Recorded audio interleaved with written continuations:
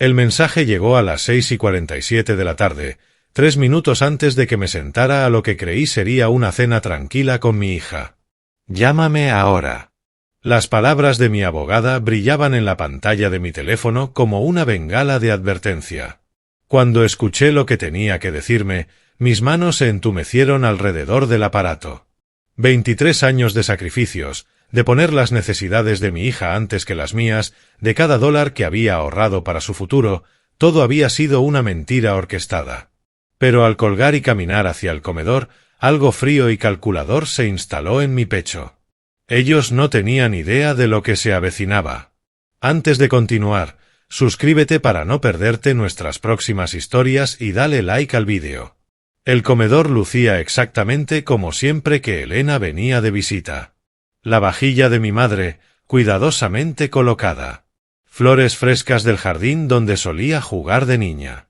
El asado que había preparado toda la tarde, reposando sobre la mesa de madera tallada que heredé de mi padre. Todo perfecto, todo acogedor, tal como lo había hecho cada domingo durante los últimos 5 años desde su divorcio. Alisé el mantel con los dedos temblorosos, mientras la voz de mi abogada seguía retumbando en mis oídos.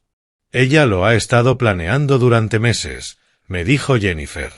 Los poderes notariales, las transferencias de propiedades, todo lleva la firma de tu hija autorizándolo. Ha estado trabajando con alguien más, alguien que sabe exactamente cómo manipular el sistema. Las risas de Elena llegaban desde la sala, donde supuestamente conversaba con su esposo, David. Con el tiempo había aprendido a apreciar a David, estable, trabajador, nada que ver con el inútil con el que se había casado la primera vez. Pero ahora me preguntaba qué conversaciones se habían dado en mi ausencia. Qué planes se habrían susurrado sobre las mismas comidas que yo había preparado con tanto cariño. Mi teléfono vibró otra vez. Otro mensaje de Jennifer. Los estados de cuenta muestran retiros desde hace 8 meses. Han sido sistemáticos. 8 meses.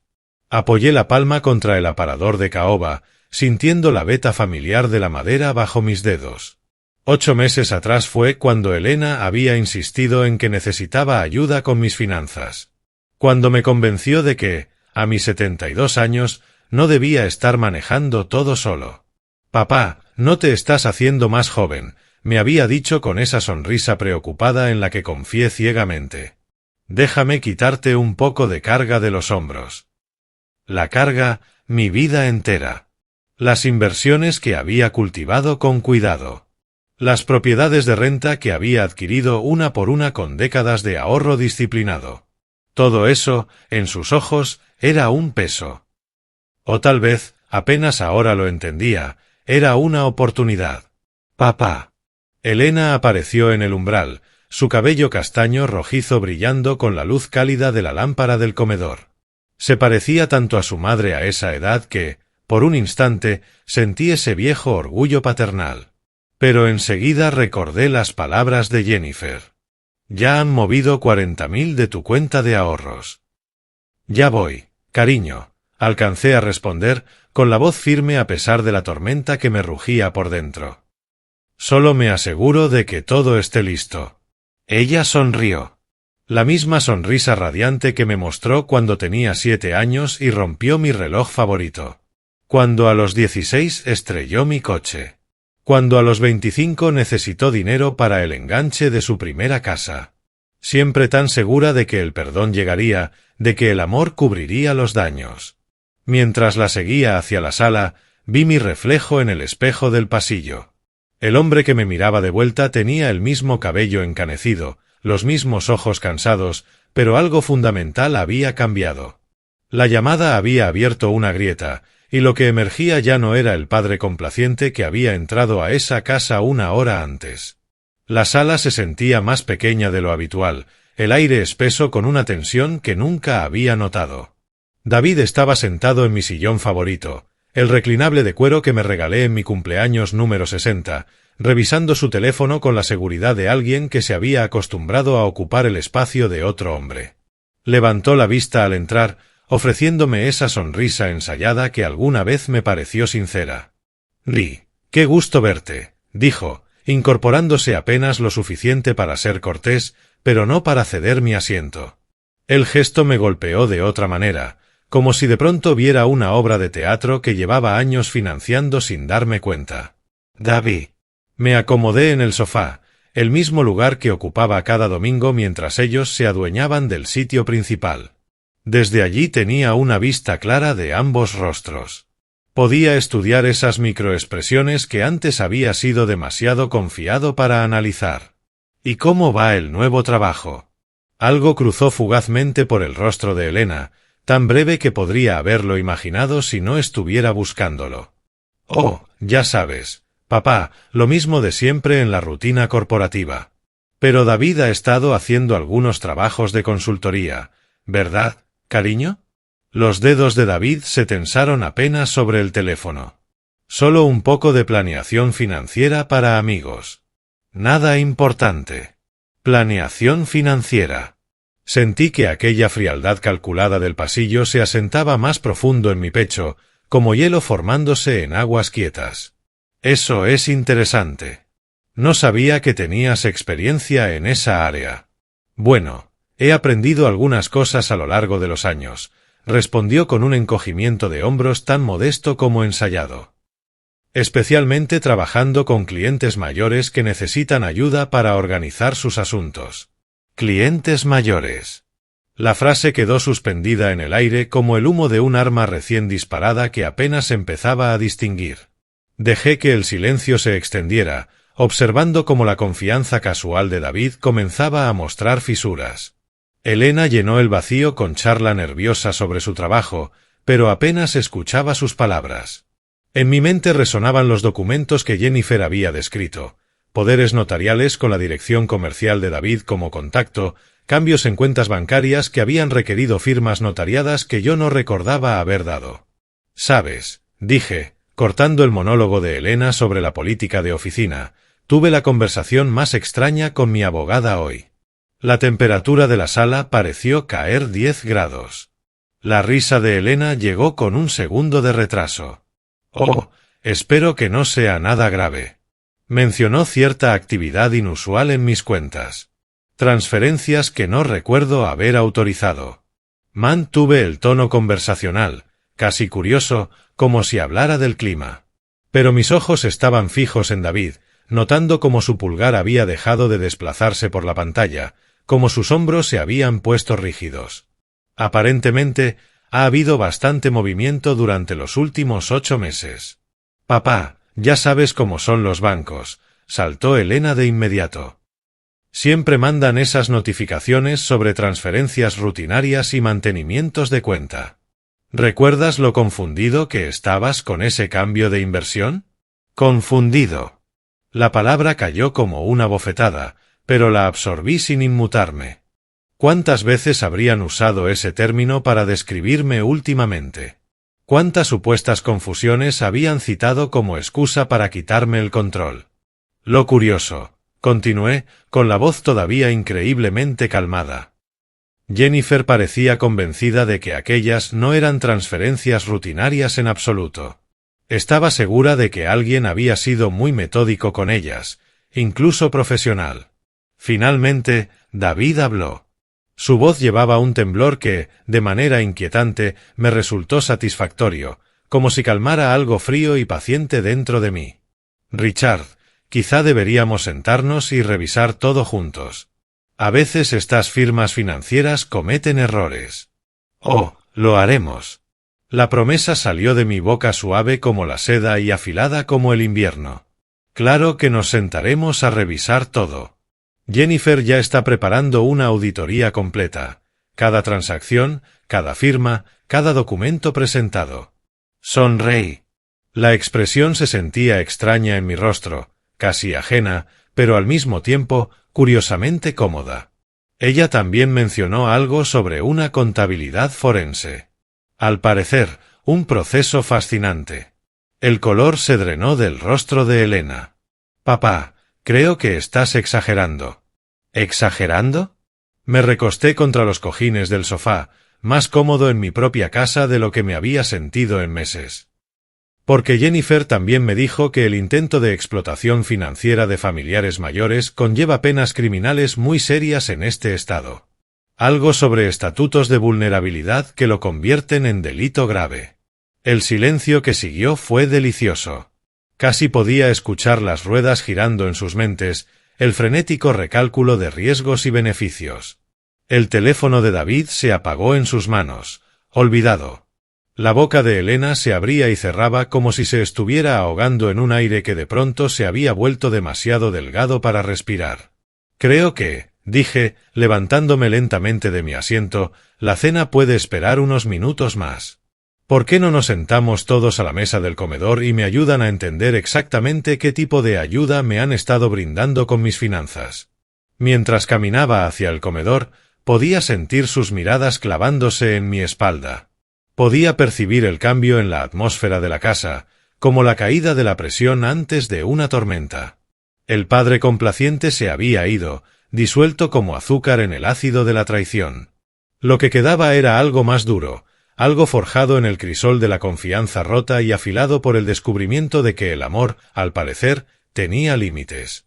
Pero la estrategia no los tenía. El comedor se había transformado en algo semejante a una sala de audiencias. La calidez familiar se evaporaba como vapor de café enfriándose. Elena y David se sentaron frente a mí en la mesa de caoba que alguna vez había albergado cumpleaños y celebraciones navideñas. Sus rostros, pálidos bajo la luz implacable de la lámpara de araña. El asado permanecía entre nosotros, olvidado, enfriándose como el afecto del que yo había estado tan seguro alguna vez. «Papá, creo que ha habido un malentendido», empezó Elena, con ese tono condescendiente que le había escuchado usar con clientes difíciles en su agencia de marketing. «Has estado tan estresado últimamente, y sé que manejar todo puede ser abrumador». «¿Abrumador?», repetí la palabra despacio, probando sus implicaciones. «¿Así lo llamamos ahora?». David se inclinó hacia adelante, asumiendo el papel de mediador razonable. «Rey, lo que Elena quiere decir es que solo hemos intentado ayudarte. Tú mismo firmaste esos papeles, ¿recuerdas? Dijiste que querías que nos encargáramos de las cosas financieras del día a día para que pudieras enfocarte en disfrutar de tu jubilación». El recuerdo al que se referían era real, pero en su relato se volvía algo distorsionado, conveniente. Ahora podía verlos como a través de un agua clara, ya sin el lodo emocional que había nublado mi juicio durante meses. Las expresiones preocupadas, la insistencia sutil en que olvidaba cosas, las insinuaciones de que manejar mis propios asuntos era demasiado para mí. «Recuerdo haber firmado papeles», dije con cuidado, «pero no recuerdo haber autorizado la liquidación de mi portafolio de bonos municipales, ni la transferencia de las escrituras de mis propiedades de renta a un fideicomiso del que jamás había oído hablar». La mandíbula de Elena se tensó apenas, casi imperceptible. «Fueron movimientos financieros inteligentes, papá». David investigó todo a fondo. «Ese fideicomiso protege tus activos contra futuros gastos médicos». «¿Gastos médicos que no tengo, por condiciones que no padezco?». Sentí algo agudo y limpio atravesar la niebla de dudas que me habían estado tejiendo durante meses. ¿Y los $40,000 desaparecidos de mi cuenta corriente? ¿Eso también era para protegerme? Desaparecidos es una palabra muy fuerte, intervino David, con su barniz de consultor empezando a agrietarse. Esos fondos se movieron a una cuenta de ahorros de mayor rendimiento. Puedo mostrarte la documentación. Seguro que puedes, respondí, con calma cortante. Al igual que puedes mostrarme los poderes notariales que, de algún modo, te dan autoridad sobre cuentas en las que ni siquiera apareces. Saqué mi teléfono del bolsillo interior de la chaqueta y lo coloqué deliberadamente sobre la mesa, entre nosotros. Jennifer es muy minuciosa. Ya contactó al banco, a la firma de inversiones y a la oficina del registro del condado. El silencio que siguió era espeso, cargado de cálculos nuevos. Podía casi escuchar las conversaciones susurradas que debieron de ocurrir a mis espaldas. La planificación meticulosa que habían invertido en despojarme, pieza por pieza, de todo lo que había construido. Pero ahora improvisaban. Y la improvisación revela el carácter de formas que la preparación jamás logra. Estás actuando paranoico, papá, dijo Elena. Y ahí estaba. La palabra que había estado esperando. Este comportamiento no es propio de ti.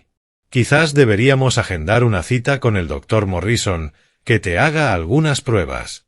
Ah. El sonido se escapó de mí como una risa helada. Ahí está. La carta de la demencia. ¿Cuánto tiempo llevan preparando esa narrativa? El rostro de David se había puesto cenizo. Nadie está hablando de demencia, Ray. Estamos hablando de cambios normales en el juicio con la edad. Cambios que, convenientemente, requieren que ustedes tomen control de mis bienes. Me levanté despacio, sintiendo cada uno de mis 72 años en mis huesos, pero también otra cosa, una claridad que no había experimentado en meses. Dime, David, ¿cuál es tu tajada? ¿Un 10%? ¿Un 20%? ¿O Elena te prometió algo más sustancial por interpretar al yerno preocupado? Papá, basta, la voz de Elena se quebró como hielo bajo presión. Estás hablando de tu propia hija, de tu familia. Familia. La palabra que había sido mi debilidad, mi punto ciego, la palanca que habían usado para mover todo lo que había construido. Pero ahora sonaba distinta en el aire entre nosotros. Hueca. Manipuladora. Mi familia no me robaría, dije en voz baja. Mi familia no me haría pensar que estoy perdiendo la cabeza solo para justificar despojarme de todo lo que tengo. Las máscaras comenzaban a resquebrajarse, y lo que había debajo era más feo de lo que me había permitido imaginar. La compostura de Elena se rompió al fin, y cuando lo hizo, el sonido fue como el hielo cediendo en un lago congelado. Su máscara perfecta, la que me había engañado durante tantos meses, se deslizó para revelar algo crudo y desesperado. Sus manos temblaban mientras se aferraba al borde de la mesa, los nudillos blancos contra la madera oscura. Está bien. ¿Quieres saber la verdad, papá? Su voz se elevó, adquiriendo un tono agudo, histérico, que jamás le había escuchado antes. La luz de la lámpara de araña atrapó las lágrimas que se formaban en los ojos de Elena. Pero no eran lágrimas de arrepentimiento. Eran lágrimas de furia, de un animal acorralado que empieza a darse cuenta de que la trampa se cierra. La verdad es que llevas años tomando decisiones financieras terribles, escupió. Esa inversión en el restaurante de tu hermano, completamente inútil. $30,000 tirados a la basura porque no supiste decirle que no a la familia. Cada palabra me golpeaba como un impacto físico. Pero lo que penetraba más hondo era el desprecio en su voz. Desdén puro, sin filtrar, hacia la generosidad que alguna vez había dicho admirar. Sentí el pecho apretarse, no por ninguna condición médica, sino por la realización de que mi hija veía mi compasión como debilidad, mi amor como estupidez.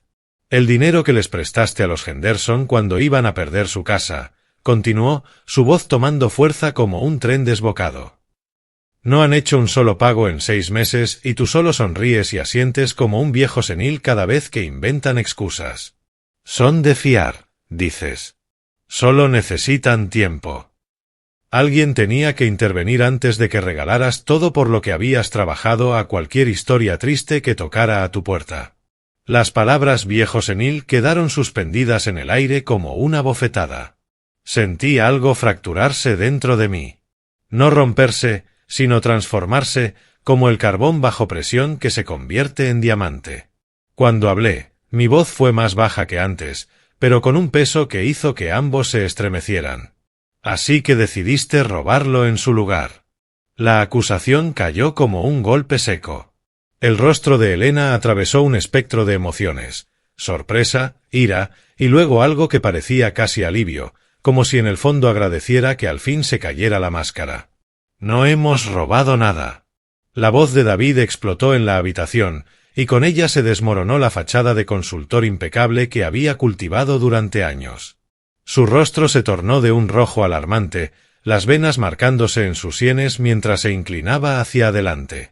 La transformación era espeluznante. El yerno dócil en el que alguna vez había confiado había desaparecido, reemplazado por algo depredador, desesperado. Lo invertimos correctamente. Lo protegimos de tu corazón sangrante y de tu pésimo juicio. Escupía las palabras, con saliva volando de sus labios mientras gesticulaba frenéticamente. ¿Tienes idea de cómo estaba tu portafolio antes de que yo lo reestructurara? Tu asesor financiero, ese incompetente de Peterson, te tenía atado a bonos municipales que apenas rendían un 2%, mientras la inflación se comía tu capital como termitas en la madera. El fideicomiso que establecimos te ahorrará miles en impuestos sucesorios cuando mueras. La manera casual en que pronunció "cuando mueras" me heló la sangre. No si mueres, sino cuando, como si mi muerte no fuera una eventualidad natural, sino un evento programado en su calendario. ¿Impuestos sucesorios? Repetí, dejando que mi voz cayera casi hasta un susurro. El silencio amplificó, en lugar de suavizar, la amenaza en mi tono. Qué maravillosamente considerados al planear mi muerte con tanto detalle. Dime, ¿cuál es la fecha en ese calendario? ¿Cuándo exactamente esperaban que necesitara esta protección? La pregunta quedó flotando en la sala como una soga, oscilando suavemente en el aire. Observé el rostro de Elena recorrer un abanico de microexpresiones: miedo, cálculo, desafío. Mientras tanto, la boca de David se abría y cerraba como un pez varado en la orilla, jadeando por aire. El rostro de Elena se tiñó de carmesí, el color extendiéndose por su cuello como vino derramado. «Dios, escúchate», exclamó. «¿Te das cuenta de lo paranoico que suenas?» Pero incluso mientras intentaba cubrirse de indignación, podía ver el pánico en sus ojos. Las pupilas dilatadas. El temblor fino en su voz que traicionaba un terror apenas contenido. «Estamos intentando preservar tu legado, y actúas como si estuviéramos planeando tu asesinato». Las palabras quedaron entre nosotros como un desafío, provocándome a decir lo impensable. «Así que lo hice». «¿Lo están?» La pregunta salió más suave de lo que pretendía, pero detonó en la sala como una bomba. El aire mismo pareció espesarse, presionando contra mis pulmones, obligándome a cada respiración consciente.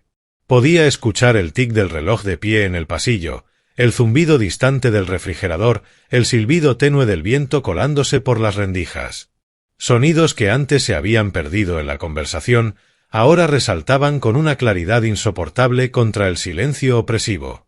Porque según Jennifer, continué, con la voz firme a pesar del terremoto en mi pecho, alguien ha estado pagando las primas de una póliza de seguro de vida que no recuerdo haber firmado. $500,000, con ustedes dos como únicos beneficiarios. La transformación de David fue instantánea y total. La sangre se drenó de su rostro tan rápido que pensé que caería desmayado, dejándolo con la piel del color del pergamino viejo. Su peinado cuidadosamente arreglado se desplomó, y sus hombros se hundieron como si un peso invisible lo hubiera aplastado. Sus manos comenzaron a temblar, no un leve estremecimiento, sino un sacudón visible, imposible de ocultar aunque tratara de apretarlas contra la mesa. La reacción de Elena fue aún más reveladora. Su boca se abrió en una perfecta O de sorpresa, y emitió un sonido extraño, a medio camino entre un sollozo y un grito, que parecía venir de un lugar profundo y primitivo. Por un instante, se veía exactamente igual que cuando tenía 7 años y la descubrí con la cara manchada de chocolate, junto al plato de caramelos vacío. La misma expresión de alguien atrapado en una mentira innegable. La verdad era ahora un ente vivo en la habitación, llenando cada rincón, haciendo el aire espeso y difícil de respirar. Podía olerla. El hedor agrio del sudor del miedo, el sabor metálico de la adrenalina, el olor rancio de la culpa expuesta a la luz del día. Eso solo era planeación financiera, balbuceó David, con la voz quebrada como la de un adolescente. La fachada profesional se había evaporado por completo, dejando tras de sí a un hombre pequeño, desesperado. El seguro es parte de cualquier estrategia patrimonial integral. Solo intentaba proteger el futuro de Elena, asegurarme de que estuviera cuidada si algo te pasaba. ¿Si algo me pasaba? Repetí, saboreando cada sílaba como un vino añejo. La frase tenía ahora un sabor distinto, cargado de implicaciones que me helaban la sangre. ¡Qué consideración tan admirable! Y el aumento de la dosis en mi medicación para la presión arterial, esa que sugeriste que hablara con el doctor Morrison, ¿también formaba parte de la estrategia integral? El color que había desaparecido del rostro de David regresó de golpe, tiñéndolo de rojo ladrillo desde el cuello hasta la frente. Elena se puso de pie de un salto, tan rápido que la silla chirrió contra el suelo de madera con un estrépito que nos hizo sobresaltar a todos. Ese sonido pareció galvanizarla. Y cuando habló, su voz salió cargada de la furia desesperada de un animal atrapado. «¡Basta ya!». Golpeó la palma contra la mesa, haciendo que los vasos de agua saltaran y los cubiertos tintinearan como campanas de viento. «No voy a sentarme aquí a escucharte acusarnos de lo que sea esa cosa enferma y retorcida que insinúas», espetó Elena. Su pecho subía y bajaba con cada respiración, y podía ver el pulso latiendo con furia en su cuello. «No estás bien, papá. Este pensamiento paranoico, estas acusaciones horribles, es exactamente lo que el doctor Morrison nos advirtió que podía pasar a tu edad». «¿El doctor Morrison les advirtió?». Sentí piezas de un rompecabezas encajando con una precisión audible. «¿Y cuándo exactamente tuviste esa conversación con mi médico?». «Porque no recuerdo haber autorizado a nadie a hablar de mi información clínica». El intento de David por controlar el daño llegó demasiado tarde. Elena solo quiso decir en términos generales, de manera hipotética. «No», lo interrumpió ella, con un filo desesperado en la voz. «Lo dije específicamente. Llamé a su consultorio hace 3 semanas porque estaba preocupada por ti, por los olvidos, las confusiones, la manera en que repites las mismas cosas. El doctor Morrison dijo que podían ser signos tempranos de deterioro cognitivo y que debíamos estar preparados para tomar decisiones difíciles sobre tu cuidado. La traición me golpeó como un puñetazo, pero lo absorbí sin pestañear. Mi propia hija discutiendo mi capacidad mental a mis espaldas, preparando el terreno para una narrativa que justificara todo lo que ya habían hecho y todo lo que planeaban hacer. ¿Preparados para tomar decisiones difíciles?», repetí, con la voz mortalmente serena. «¿Cómo declararme incompetente? ¿Cómo asumir la tutela? ¿Cómo convertirme en prisionero de mi propia vida mientras liquidaban todo lo que construí? No es así», empezó Elena. Pero levanté la mano, cortándola en seco. «Basta de mentiras». Las palabras salieron con una firmeza que pareció succionar el aire de la sala. «Sé de las consultas en residencias de ancianos. Jennifer encontró las solicitudes en los registros de negocios de David. Willowbrook Gardens, ¿verdad? El que tiene la unidad de cuidado de memoria». Elena se desplomó en su silla como si le hubieran cortado los hilos. David bajó la mirada a sus manos, desinflado, como un neumático pinchado. El silencio se extendió entre nosotros, cargado con el peso de 23 años de amor torcido en algo irreconocible. Pero yo no había terminado. Esto era solo el comienzo de lo que habían puesto en marcha. Y pensaba verlo hasta el final. Después de todo, ellos me habían enseñado que la lealtad familiar era solo otro activo que administrar, y yo había aprendido bien la lección. El silencio que siguió a mi revelación sobre Willowbrook Gardens se tensó como un alambre a punto de romperse. Pude ver a Elena y David intercambiando miradas, comunicaciones rápidas, desesperadas, que hablaban de planes desmoronándose y alianzas fracturándose. La cómoda conspiración que habían mantenido durante meses se resquebrajaba bajo el peso de la exposición. David fue el primero en quebrarse, su compostura desintegrándose como papel mojado. «Elena, tú dijiste que él no sabía nada de eso», susurró, apenas por encima de un murmullo, pero lo bastante alto como para que yo escuchara cada sílaba acusatoria. «Dijiste que las solicitudes eran solo una investigación preliminar, que nunca tendríamos que...». «Cállate», lo cortó Elena, su máscara de hija preocupada cayendo por completo para mostrar algo frío y calculador debajo. «Cállate, David. Solo lo empeoras». La grieta en su frente unido era justo lo que había estado esperando. Me recosté en mi silla, saboreando una satisfacción que no experimentaba desde hacía meses, la de ver cómo una mentira cuidadosamente construida colapsaba bajo su propio peso. ¿Investigación preliminar? Repetí, degustando las palabras. ¡Qué exhaustivos! Dime, David, ¿qué pensabas que pasaría conmigo una vez que me tuvieran bien guardado en la unidad de memoria? ¿Cuánto tiempo planeaban dejarme ahí? El rostro de David atravesó un torbellino de emociones, pánico, culpa y algo que se parecía casi a alivio por poder hablar con sinceridad al fin. No se suponía que fuera permanente, las palabras se derramaron en un torrente. Elena dijo que solo necesitábamos tiempo para reorganizar tus finanzas, proteger tus bienes de posibles demandas o gastos médicos. Dijo que al final lo entenderías. Yo dije que cruzaríamos ese puente cuando llegáramos a él, gritó Elena, su voz rozando el chillido. Y en ese instante vi algo que jamás había visto en ella, miedo real.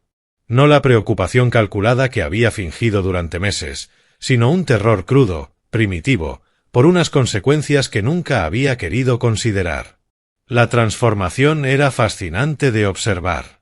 La hija que había pasado meses tratándome como a un niño confundido ahora se volvía contra su propio marido con la furia de alguien cuyos planes cuidadosamente trazados se estaban desmoronando.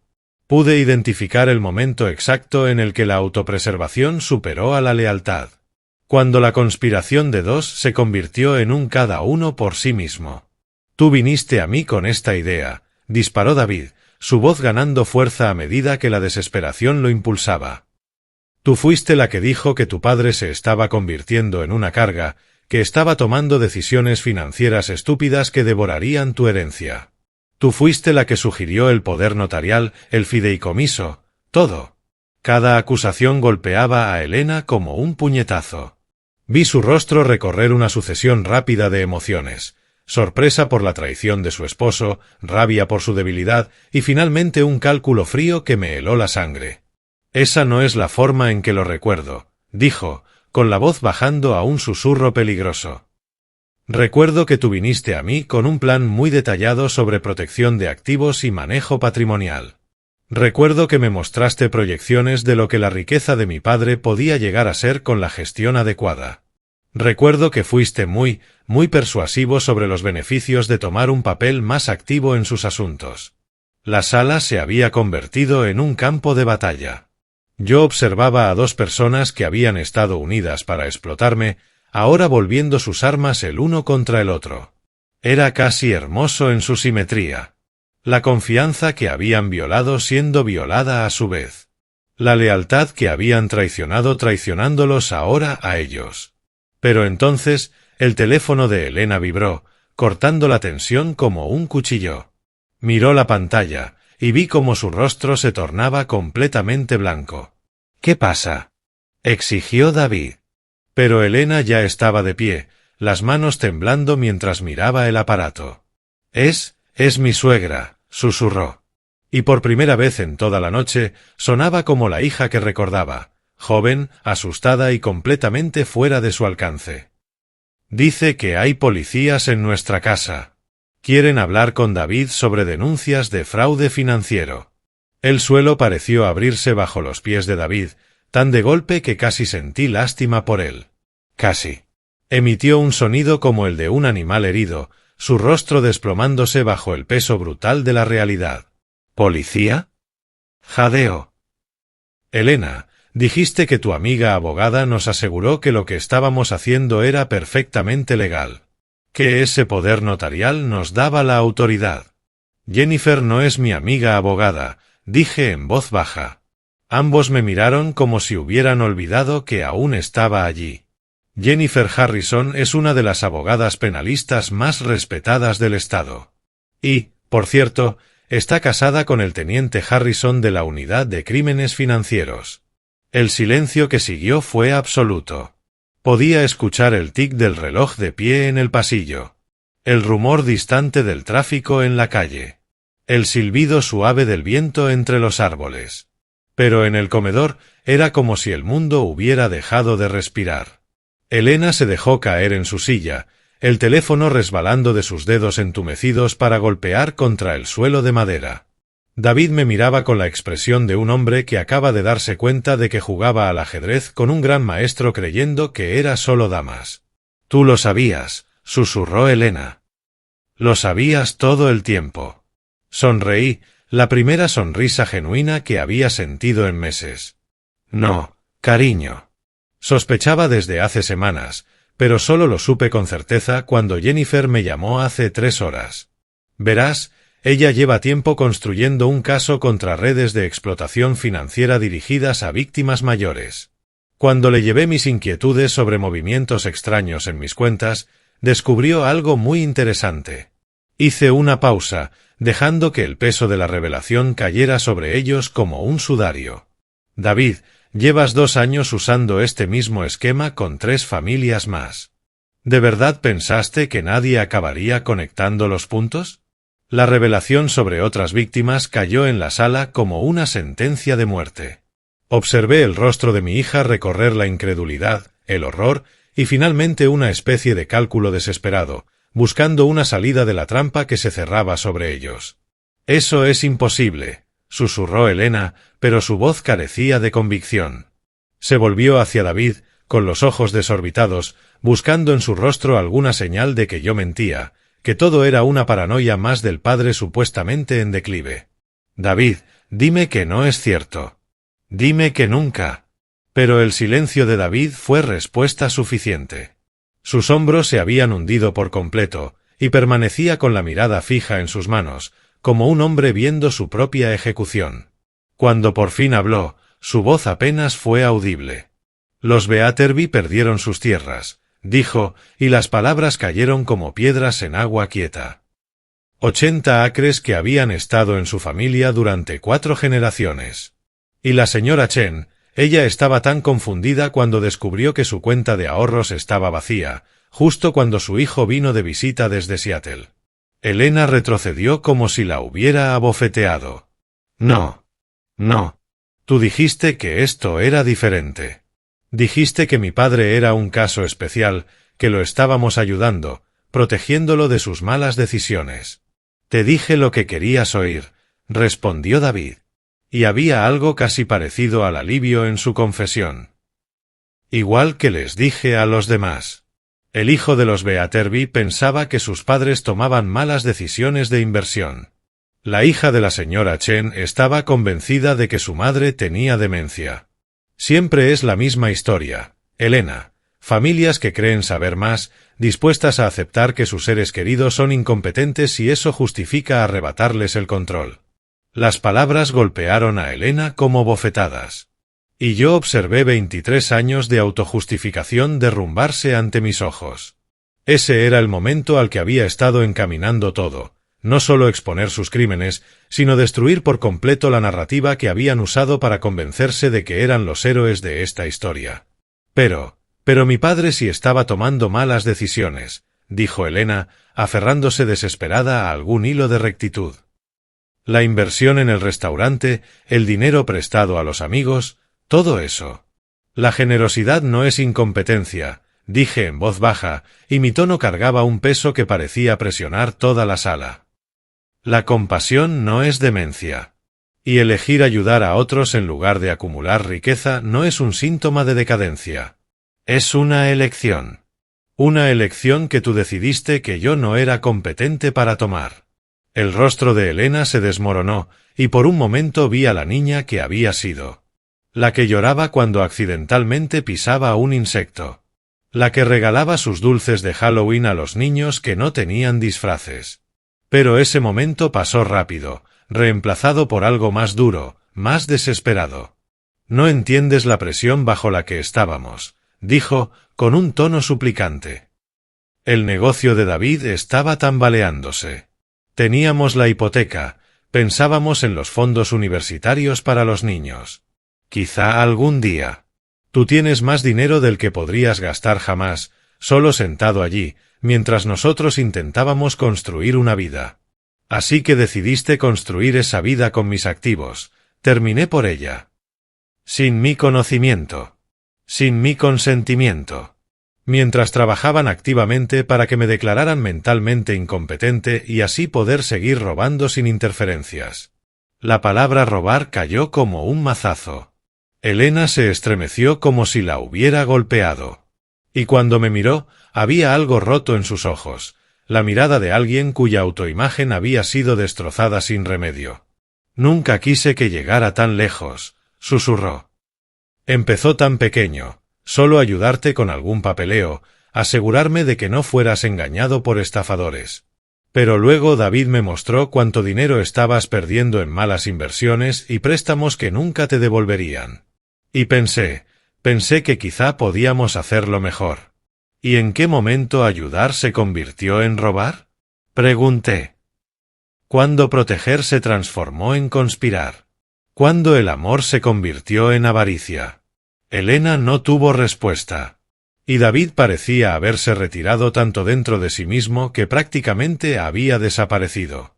El silencio se extendió entre nosotros, pesado con el peso de la confianza rota y de una relación hecha añicos. Mi teléfono vibró. Miré el mensaje de Jennifer. Los oficiales están en su residencia. Las otras víctimas de David han sido contactadas. Investigación completa en curso. ¿Cómo te sientes? Levanté la vista y vi a los dos observándome con la desesperanza de náufragos extendiendo las manos hacia un salvavidas.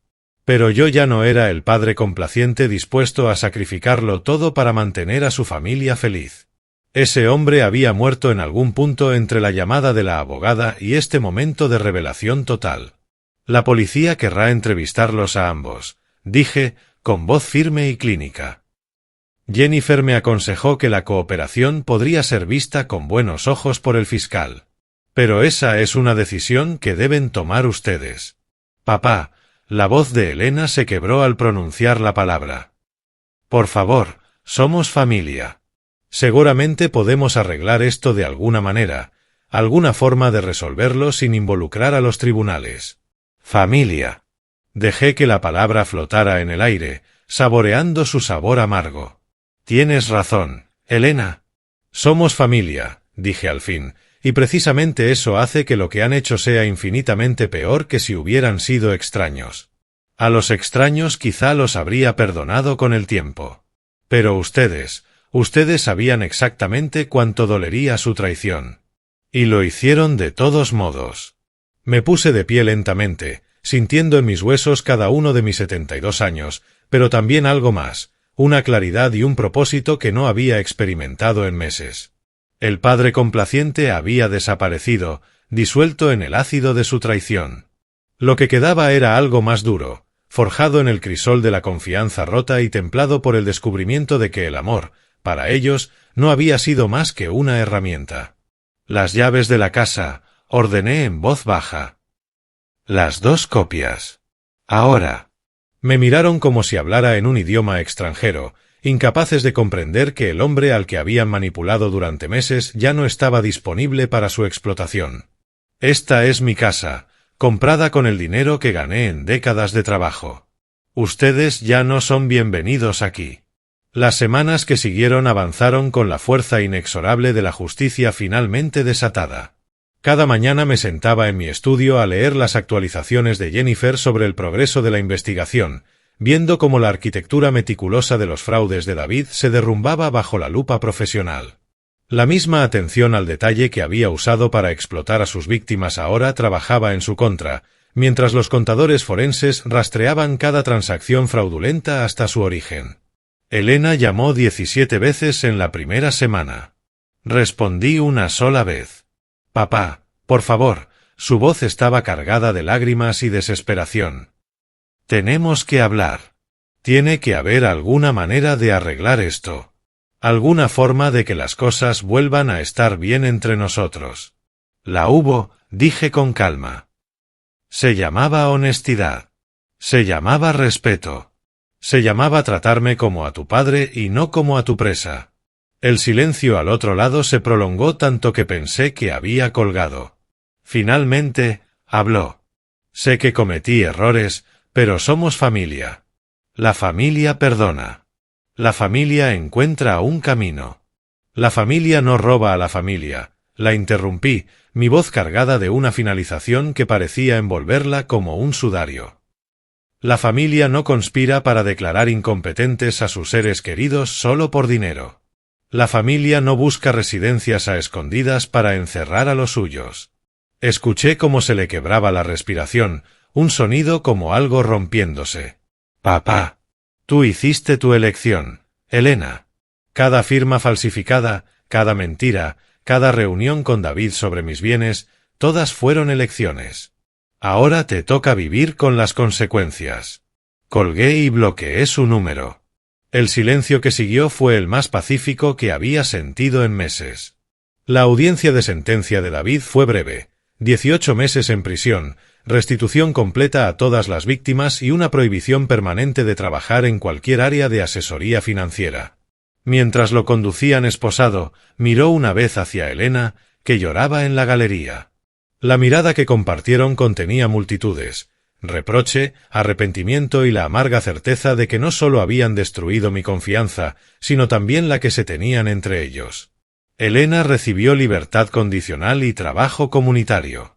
Su cooperación con la investigación le otorgó una indulgencia que no estaba seguro de que mereciera, pero la justicia, al fin, había sido servida. Los Beaterby recuperaron su granja. Los ahorros de la señora Chen fueron restituidos con intereses. Y las demás víctimas encontraron cierre, aunque no una sanación completa. Esa noche caminé por mi casa de nuevo, y sentí algo que no había experimentado en meses: paz. No la paz frágil de la ignorancia, sino la paz sólida que nace de estar de pie sobre tierra firme después de haber resistido la tormenta. Jennifer pasó con una botella de vino y los documentos finales. Todos tus bienes han sido restaurados, dijo, acomodándose en la silla frente a mi escritorio. Más penalizaciones e intereses. En realidad, ahora eres más rico que antes de que comenzaran con su esquema. Sonreí con ironía. Dinero manchado de sangre. Dinero de justicia, me corrigió ella. Hay una diferencia. Nos quedamos en silencio un momento. Dos personas que entendían que algunas victorias tienen un precio tan alto que hacen imposible celebrarlas. ¿Algún arrepentimiento?, preguntó finalmente. Me tomé la pregunta en serio. ¿Me arrepentía de la destrucción de mi relación con Elena? ¿De la casa silenciosa que nunca más resonaría con cenas familiares y celebraciones? ¿De los nietos que nunca conocería? Ninguno, respondí, y lo sentí en lo más profundo. Ella me enseñó algo valioso: que el amor sin respeto es solo otra forma de control. Que la confianza debe ganarse continuamente, incluso dentro de la familia. Y que, a veces, lo más amoroso que puedes hacer es negarte a permitir que alguien se convierta en la clase de persona que ellos mismos terminarán despreciando. La moraleja de esta historia no es complicada. Cuando las personas te muestran quiénes son realmente, créeles. Cuando tu propia familia te trata como un recurso que administrar en lugar de como alguien a quien amar, pon límites que protejan tu dignidad. Y recuerda que la capacidad de trazar estrategias vive en cada persona que ha sido llevada demasiado lejos por quienes confunden la bondad con debilidad. Mientras estaba sentado en mi estudio, rodeado de los documentos que demostraban que la justicia aún podía imponerse, comprendí algo profundo. El padre complaciente al que habían manipulado durante meses no había sido destruido por su traición. Solo había sido revelado como una ilusión.